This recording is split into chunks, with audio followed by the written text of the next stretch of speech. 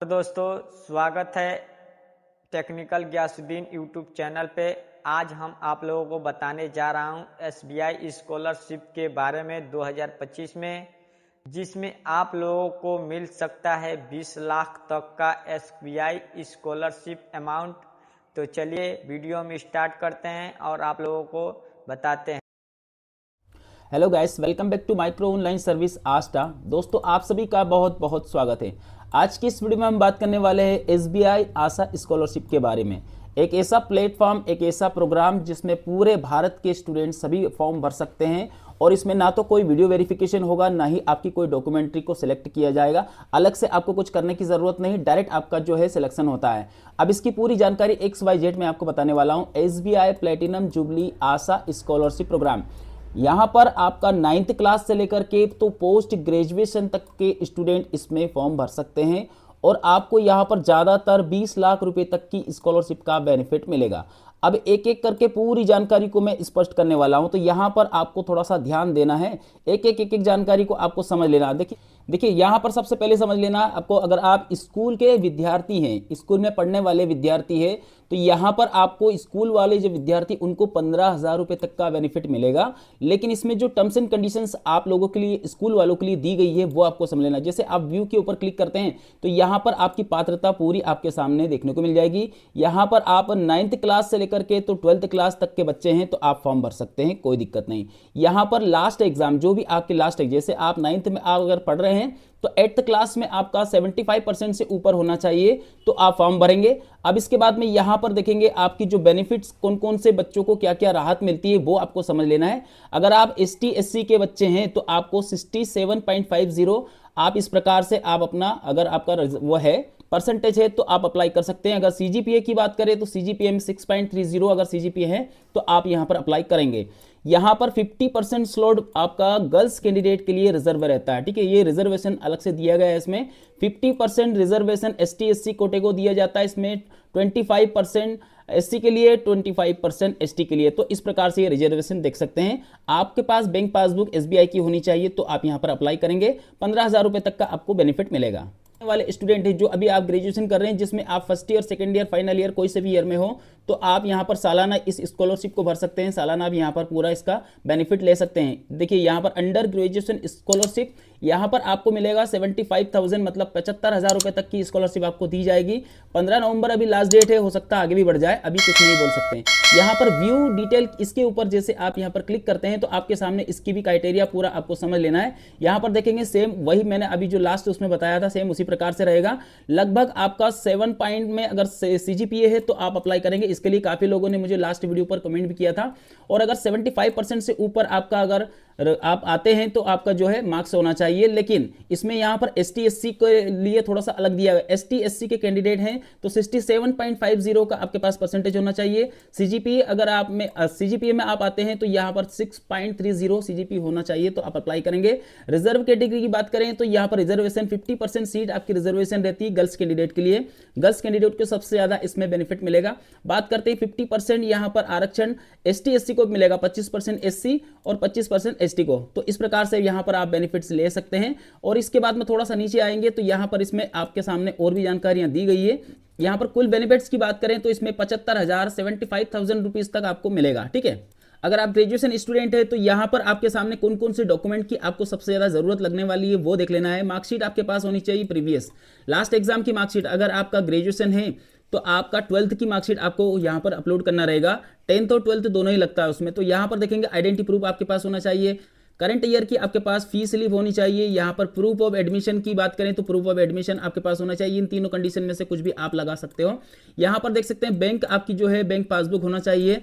और इसमें यहाँ पर पेरेंट्स का दिया है। पेरेंट्स का वैसे तो इसमें यहाँ पर मान्य नहीं रहता है, लेकिन स्वयं का स्टूडेंट का हो तो अच्छा रहता है। इसके बाद में यहाँ पर आगे बढ़े तो इसमें इनकम प्रमाण पत्र, आय प्रमाण पत्र आपके पास होना चाहिए। फोटोग्राफ बच्चे का होना चाहिए। और कास्ट सर्टिफिकेट, अगर आप रिजर्व कैटेगरी से हो तो कास्ट सर्टिफिकेट आपको कंपलसरी रहेगा। देखिए बाकी की जानकारियां एक जैसी रहती है। अगर आप मेडिकल स्टूडेंट में आते हैं तो मेडिकल स्टूडेंट को यहाँ पर आपको 4,50,000 रुपए तक की आपको स्कॉलरशिप मिलेगी। यहां पर आप अगर IIT करते हैं तो IIT वाले स्टूडेंट को 2 लाख रुपए तक का बेनिफिट मिलेगा। और थोड़ा सा अगर नीचे आएंगे तो इसमें और भी जानकारियां दी गई है। यहां पर देखेंगे IIM जैसे अगर आप कोर्स कर रहे हैं तो IIM के लिए यहां पर आपको 5 लाख रुपए तक की स्कॉलरशिप का यहाँ पर प्रावधान रखा गया है। तो ये पूरी जानकारी को आपको देख लेना है। अब इसके बाद में अगर आप पोस्ट ग्रेजुएशन कोर्स करना चाहते हैं तो पोस्ट ग्रेजुएशन कोर्स के लिए भी इसमें दिया हुआ है। यहाँ पर पीजी कोर्स के लिए 2.5 लाख रुपए तक की आपको स्कॉलरशिप मिलती है। आप यहां पर देखेंगे कि कुछ स्टूडेंट को लास्ट वीडियो पर भी कहना था कि क्या सर हम कोई दूसरी स्कॉलरशिप, गवर्नमेंट स्कॉलरशिप को यहां पर अप्लाई कर चुके हैं, हम उसमें हिस्सा ले चुके हैं, तो क्या हम इस स्कॉलरशिप को भी अप्लाई कर सकते हैं? बिल्कुल कर सकते हैं, क्योंकि ये स्कॉलरशिप प्राइवेट सेक्टर में आती है और जो आपने अप्लाई किया है वो गवर्नमेंट सेक्टर में आते हैं। तो इसमें और उसमें अप्लाई करने में कोई प्रॉब्लम नहीं। चलिए इसके बाद में जो रजिस्ट्रेशन है वो रजिस्ट्रेशन की प्रोसेस आपको समझ लेना है, स्टेप बाय स्टेप एक एक जानकारी। आज की इस वीडियो में मैं आपको वो जानकारियां बताऊंगा जो काफी लोग को परेशानी आ रही है। मैं भरूंगा यहां पर अंडर ग्रेजुएशन स्टूडेंट के बारे में। चलिए इसके बाद में यहां पर जैसे आप अप्लाई नाउ के ऊपर क्लिक करते हैं तो यहां पर आपके पास आईडी और पासवर्ड आपके पास होना चाहिए। आईडी पासवर्ड नहीं है तो आपको क्रिएट एन अकाउंट, इसके ऊपर सिंपली आपको क्लिक कर देना है।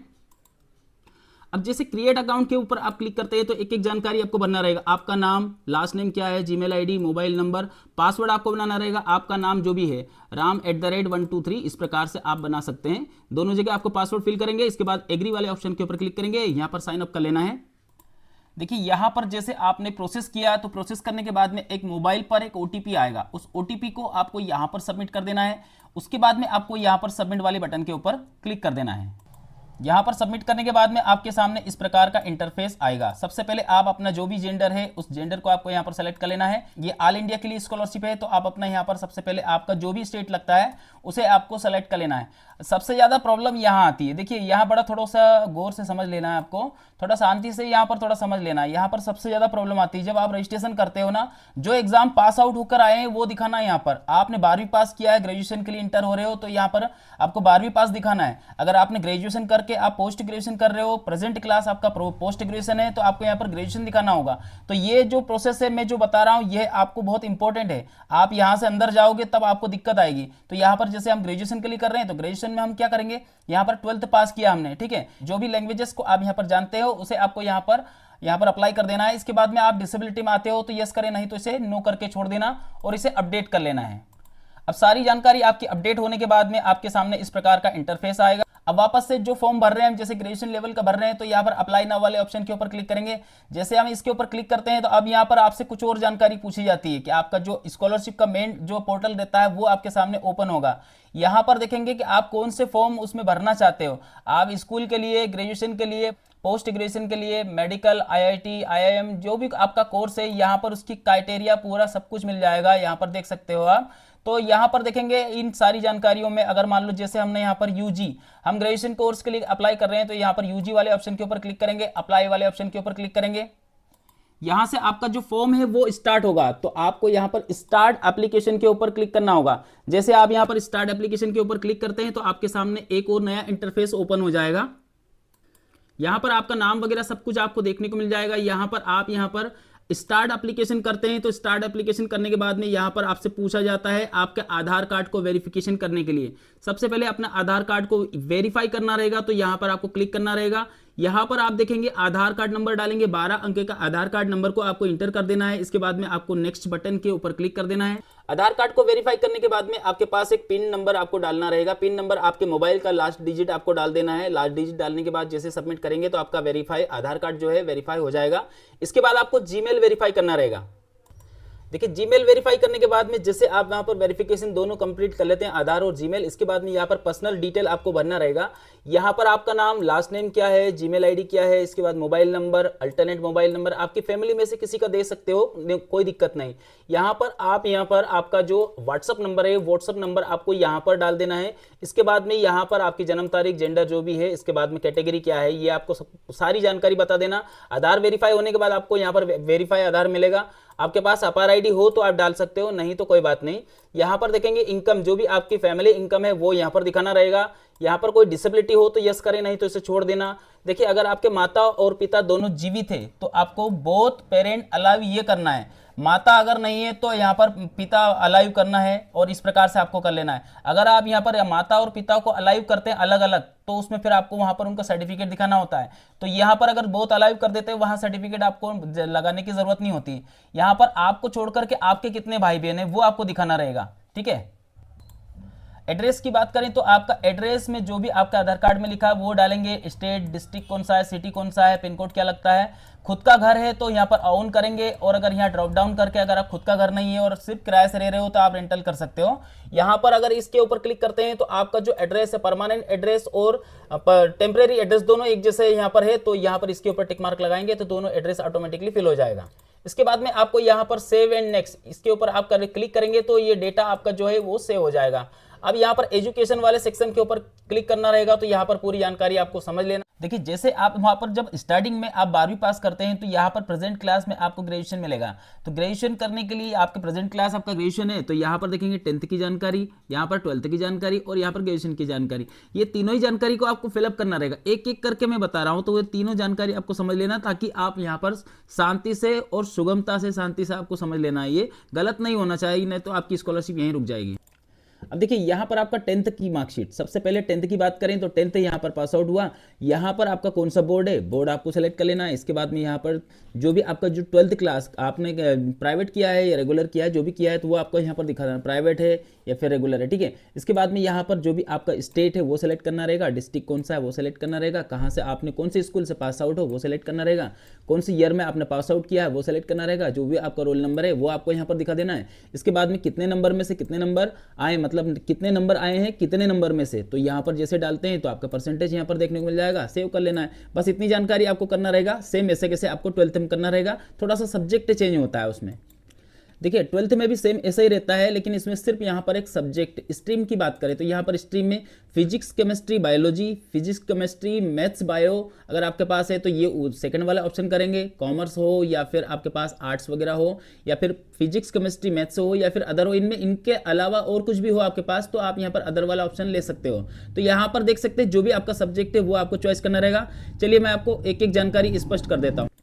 चलिए यहाँ पर एक एक जानकारी समझ लेते हैं। यहाँ पर 12th सेलेक्ट किया, यहाँ पर बोर्ड कौन सा है, यहाँ पर स्ट्रीम हो गया, यहाँ पर आपका स्कूल का टाइप, स्कूल का टाइप मतलब प्राइवेट है या फिर गवर्नमेंट है, जो भी है तो वो आपको यहाँ पर सेलेक्ट कर लेना है। इसके बाद में यहाँ पर आपका स्टेट, डिस्ट्रिक्ट, इसके बाद स्कूल का नाम, यहाँ पर आपका जो भी ईयर है ईयर आपको यहाँ पर दिखाना रहेगा। यहाँ पर रोल नंबर आपको दिखा देना है, कितने नंबर आए हैं, कितने में से आए हैं, यहाँ पर आपकी परसेंटेज आपके सामने देखने को मिल जाएगी और आपको यहाँ पर सेव कर लेना है। बस इतना सा काम रहता है। ये तो 10th और 12th बहुत इजी होता है, लेकिन ग्रेजुएशन लेवल में आपको बहुत ज़्यादा समझना है।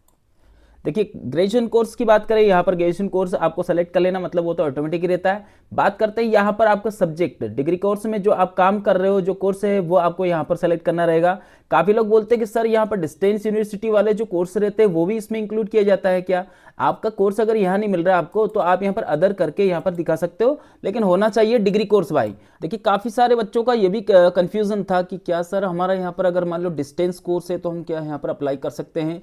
तो देखिए मैं आपको ये बताना चाहूँगा कौन सा कोर्स है वो तो आप जानो, मैं आपको इतना बताना चाहूँगा कि यहाँ पर ऊपर लिखा हुआ है ग्रेजुएशन डिग्री। आपका डिग्री कोर्स अगर है तो कोई सा भी कोर्स हो, अगर यहाँ पर लिस्ट में नाम नहीं है तो आप अदर करके भी आप अप्लाई कर सकते हो, नो प्रॉब्लम। अगर डिग्री कोर्स है तो ठीक है। तो यहाँ पर देखेंगे जो भी आपका कोर्स है वो आपको यहाँ पर सेलेक्ट कर लेना है। इसके बाद में यहाँ पर देखेंगे आपका कोर्स का ड्यूरेशन क्या है वो आपको दिखा देना है। प्राइवेट या गवर्नमेंट कौन सी इंस्टीट्यूट से आप कर रहे हो वो दिखा देना है। एकेडमिक ईयर सेशन क्या है वो आपको दिखा देना है। यहाँ पर सेमेस्टर कौन सा चल रहा है या फिर आपका ईयरली कौन सा चल रहा है वो दिखा देना है। तो ये आपको आपके ऊपर डिपेंड कर रहा है। अगर मान लो आपका सेकंड ईयर हो, थर्ड ईयर हो, जो भी है आप यहाँ पर सेलेक्ट कर सकते हो, भर सकते हो, कोई प्रॉब्लम नहीं। होना चाहिए सिर्फ ग्रेजुएशन कोर्स, ठीक है। इसके बाद में आगे बढ़ते हैं, थोड़ा सा और जानकारी आपको समझ लेना है। यहाँ पर ग्रेजुएशन डीन, डीन का मतलब होता है प्रिंसिपल। आपके जो इंस्टीट्यूट है, इंस्टीट्यूट के आपका प्रिंसिपल का नाम यहाँ पर आपको लिखना रहेगा। आपकी इंस्टीट्यूट कौन से स्टेट से बिलोंग करती है, स्टेट आपको सेलेक्ट करना रहेगा। डिस्ट्रिक्ट कौन सा है, यहाँ पर देखिए ग्रेजुएशन कोर्स आपका जो कर रहे हो इंस्टीट्यूशन का नाम यहाँ पर आना चाहिए। देखिए काफी सारे बच्चों ने मुझे कमेंट किया था कि क्या सर इसमें 300 वाली जो गाइडलाइन दी है इसका मतलब क्या होता है। इसका मतलब ये होता है कि जो यूनिवर्सिटी है वो 300 यूनिवर्सिटी का एक वो रहता है, उसमें अलॉटमेंट रहता है, उसमें नाम होना चाहिए। अगर इसमें नहीं है तो कोई दिक्कत नहीं, यहाँ पर इसमें नहीं है तो आप यहाँ पर अदर करके भी लिख सकते हो, ऐसा कोई दिक्कत नहीं। अप्लाई करना है आपको, अप्लाई कर सकते हो, ठीक है। तो यहाँ पर जो भी आपका कोर्स यहाँ पर है, आपके कौन सा जो भी इंस्टीट्यूशन है वो आपको यहाँ पर नाम नहीं आ रहा तो आप अलग से भी लिख सकते हो। इसके बाद आगे बढ़ेंगे तो यहाँ पर देखेंगे आपका, जैसे मान लो हमारे यहाँ पर नाम नहीं आ रहा था इसमें तो हमने यहाँ पर अलग से लिख दिया इंस्टीट्यूट का नाम, ठीक है। अब इसके बाद में यहाँ पर आपका जो भी ग्रेजुएशन कहाँ से कर रहे हैं, तो ग्रेजुएशन करने के लिए आपका जो इंस्टीट्यूशन का मोबाइल नंबर ये आपको नहीं मिल रहा है तो आप गूगल करके भी आप सर्च कर सकते हो, सब मिल जाता है। इंस्टीट्यूशन का जीमेल आईडी, इंस्टीट्यूशन का मोबाइल नंबर ये आपको यहाँ पर दे देना है। यहाँ पर एकेडमिक फीस कितनी है, आपकी टोटल फीस साल भर की, पूरे 3 साल की कोर्स नहीं बताना है या 2 साल का कोर्स नहीं बताना, सिर्फ साल भर की आपकी कितनी फीस लग रही है वो आपको बताना है। यहाँ पर देखेंगे फुल टाइम या फिर डे स्कॉलर क्या है वो सब आपको दिखा देना है। यहाँ पर कब आपका जो ग्रेजुएशन कंप्लीट कब हो रहा है, कौन से सन में हो रहा है वो आपको दिखा देना है। इसके बाद में थोड़ा सा और नीचे आएंगे तो इसमें स्पेशलाइजेशन में कोई आपका अलग से कोई स्ट्रीम वगैरह हो तो दिखाएं, नहीं तो इसे नो करके छोड़ देना ही। तो ये यहाँ तक की जो जानकारी है ये तो आपकी एजुकेशन में आ चुकी है, ये सिलेक्ट हो गया, ठीक है। फैमिली प्रेफरेंसेस में माता और पिता दोनों का आपको यहाँ पर प्रेफरेंसेस ऐड करना है। पिता की आपकी जानकारी ऐड करनी रहेगी, उनका नाम मोबाइल नंबर ऐड करके आपको उनका प्रोफेशन दिखाना रहेगा, माता का भी प्रोफेशन दिखाना रहेगा और इसे सेव कर लेना। ये बड़ी चीज़ नहीं है इसलिए मैं इसे यहीं पर छोड़ रहा हूँ, आप अपने अनुसार देख लेना, ठीक है। यहाँ पर देखेंगे डॉक्यूमेंट्री। अब जो जानकारी मैं आपको बताना चाह रहा हूँ डॉक्यूमेंट्री को लेकर के ये बड़ा इंपॉर्टेंट है। तो यहाँ पर आप देखेंगे पासपोर्ट साइज का फोटोग्राफ आपका पासपोर्ट साइज का कलरफुल होना चाहिए, अप्लाई करेंगे। आप अगर 9th से लेकर के 12th क्लास तक के बच्चे हैं, 9th से लेकर के 12th क्लास के बच्चे आधार कार्ड ही अपलोड कर सकते हो, कोई दिक्कत नहीं। यहाँ पर बाकी के जो ग्रेजुएशन या पोस्ट ग्रेजुएशन या फिर मेडिकल या कोई से भी स्टूडेंट है वो स्टूडेंट आपको यहाँ पर आपका आधार कार्ड को छोड़ करके, जैसे पैन कार्ड हो या फिर आप वोटर आईडी कार्ड लगा सकते हो, जो भी आपके पास दूसरा कार्ड है वो लगा सकते हैं। इसके बाद में यहाँ पर आपका 10th की मार्कशीट, 12th की मार्कशीट यहाँ अपलोड करेंगे, लास्ट एग्जाम की मार्कशीट यहाँ पर अपलोड करेंगे। यहाँ पर आप अपना इंस्टीट्यूट का कोई तो आपके पास वो रहता है, लॉकेट वगैरह मिलता है, एक आईडी कार्ड मिलता है, वो आपको यहाँ पर लगा देना है। नहीं मिल रहा है, आपके पास नहीं है तो आप बोनाफाइड सर्टिफिकेट इंस्टीट्यूशन से ले सकते हो, वो भी लगा सकते हो। लेटर पैड पर भी आप लिखवा सकते हो इंस्टीट्यूशन से, इंस्टीट्यूट का नाम लिखा रहना चाहिए बस, ठीक है। लेटेस्ट फीस स्लिप, आपकी जो इस साल की जो फीस स्लिप है वो फीस स्लिप आपको यहाँ पर लगाना रहेगा। फीस स्ट्रक्चर, देखिए अभी तक दूसरी स्कॉलरशिप में फीस स्ट्रक्चर नहीं मांगा जाता है, इसमें फीस स्ट्रक्चर मांगा जाता है। तो ये आप अपनी इंस्टीट्यूशन से आप लिखवा करके ला सकते हो, उसी को आपको यहाँ पर अपलोड कर देना है। एसबीआई की ही बैंक पासबुक होना चाहिए, किसी दूसरी बैंक पासबुक को आप नहीं लगा सकते। काफ़ी बच्चों ने ये भी कहा था कि क्या सर हम हमारे पेरेंट्स का लगा सकते हैं क्या, इसमें पेरेंट्स का दिया हुआ है, वहाँ पर जब आप इंस्ट्रक्शन में बोलते हैं तो वहाँ पर पेरेंट्स का दिया हुआ है कि पेरेंट्स का लगा सकते हो, मतलब पेरेंट्स का उसमें कॉलम में दिया हुआ है। लेकिन यहाँ पर ऐसा रहता है अगर आप पेरेंट्स का लगाते हैं तो बाद में आपको क्यूरी वगैरह कुछ आती है, स्वयं का हो तो लगाइए, नहीं तो फिर पेरेंट्स का लगाओ, जिसका भी हो, ठीक है। लेकिन होना चाहिए ज्वाइंट खाता, ठीक है। अब इसके बाद में यहाँ पर देखेंगे आपका इनकम प्रूफ, जो आपका इनकम प्रूफ है, इनकम प्रूफ यहाँ लगाएंगे। घर का आपको अंदर और बाहर का फोटोग्राफ लगाना रहेगा। आपका किचन, बेडरूम, 2 फोटो आपको बाहर अंदर के लेने हैं, 1 फोटोग्राफ बाहर से लेना है आपको, 3 फोटोग्राफ लेकर के एक पूरा ज्वाइंट आपको एक पीडीएफ बना लेना है और अपलोड कर देना है। यहाँ पर देखेंगे कास्ट सर्टिफिकेट, जो भी आपका कास्ट सर्टिफिकेट रिजर्व कैटेगरी में आते हो तो आपको कास्ट सर्टिफिकेट मांगा जाएगा। सारी जानकारी कंप्लीट होने के बाद आपको सेव एंड नेक्स्ट कर लेना, सेव कंटिन्यू कर लेना, तो पूरी जानकारी आपकी सेव हो जाएगी। प्रेफरेंसेस की बात करें तो यहाँ पर प्रेफरेंसेस में आपका दो प्रेफरेंसेस आपको देना रहेगा। तो यहाँ पर देखेंगे, देखिए प्रेफरेंसेस की बात करें तो 2 प्रेफरेंसेस आपके घर में से और भी देना रहता है। ब्रदर का दे सकते हो या फिर सिस्टर का दे सकते हो। आपके घर में से जो भी आपके घर में कोई भी दूसरे सदस्य हो, ब्रदर सिस्टर को छोड़ करके और भी कोई हो तो उनका भी दिखा सकते हो, ऐसा कोई दिक्कत नहीं। इसके बाद में आगे बढ़ेंगे और जानकारी रहती है इसमें बैंक डिटेल की। बैंक डिटेल में आपको यहाँ पर आपकी बैंक की पूरी जानकारी आपको ऐड करना रहेगा। ऐड कैसे करेंगे वो आपको समझ लेना। आपका नाम जिस नाम से आप यहाँ पर अप्लाई कर रहे हैं वो नाम आपको यहाँ पर इंटर करना रहेगा। यहाँ पर आप अपना अकाउंट नंबर को टाइप करेंगे, आईएफएससी कोड जैसे आप टाइप करते हैं तो आईएफएससी कोड टाइप करने के बाद बैंक का नाम, ब्रांच कोड, ये सब कुछ ऑटोमेटिक लिया जाएगा। यहाँ पर आपको सेव कर देना, बस इतना सा काम रहता है। आगे बढ़ते हैं और जानकारियां। अब देखिए मोर डिटेल की बात करें, इसके ऊपर क्लिक करने के बाद एक एक जानकारी आपको समझ लेना है। यहाँ पर आपको कुल मिलाकर के आपको लगभग 3 से 4 लाइन आपको पूरा लिखना रहेगा अपनी फैमिली बैकग्राउंड के बारे में। लगभग 4 लाइन आपको, जैसे मैं आपको एक फॉर एग्जाम्पल यहाँ पर बता रहा हूँ, इसी को कॉपी पेस्ट करके दिखा रहा हूं मैं आपको। ये रेड कलर का दिख रहा है, इस प्रकार से आपको भी दिखेगा जब तक आप पूरा फुलफिल नहीं कर देते ऐसा, ठीक है। ये हट गया तो यहाँ पर देखेंगे 3 से 4 लाइन आपको लगभग लिखना रहेगा। अपनी जो प्रॉब्लम है, अपनी जो प्रोसेस है उसके बारे में, अपने फैमिली बैकग्राउंड के बारे में लिखना रहेगा, ठीक है। यहाँ पर if awarded how to plan utilise the scholarship money, आपको अगर ये स्कॉलरशिप मिलती है तो आप क्या करेंगे। बिल्कुल, हम स्कॉलरशिप मिलती है तो स्कूल या ट्यूशन फीस भी भरेंगे, स्टेशनरी खरीदेंगे, बुक खरीदेंगे, यूनिफॉर्म खरीदेंगे, कोचिंग, ये सब, ठीक है, सभी के लिए। अब यहाँ पर आपसे पूछा जाता है कि क्या आपने इससे पहले एसबीआई की स्कॉलरशिप लिया है क्या? नहीं लिया है। अगर लिया हो तो यस करें, उसकी जानकारी देना होगा। यहाँ पर आपसे पूछा जाता है कि क्या आपने स्कॉलरशिप, आपने कोई सी दूसरी स्कॉलरशिप लिया है क्या? आपने 22, 23, 24 में कोई सी लिया है? लिया हो तो दिखा दो कि भाई हमने 24 में लिया है, दिखा देना यहाँ पर। यहाँ पर आपने अगर कोई गवर्नमेंट या प्राइवेट स्कॉलरशिप लिया है क्या? हाँ करेंगे तो आपको उसकी जानकारी दे देना बस। यहाँ पर देखेंगे अगर यस किया है तो यहाँ पर उसके बारे में कुछ ना कुछ लिख देना है कि हमने ये स्कॉलरशिप मेंशन किया है।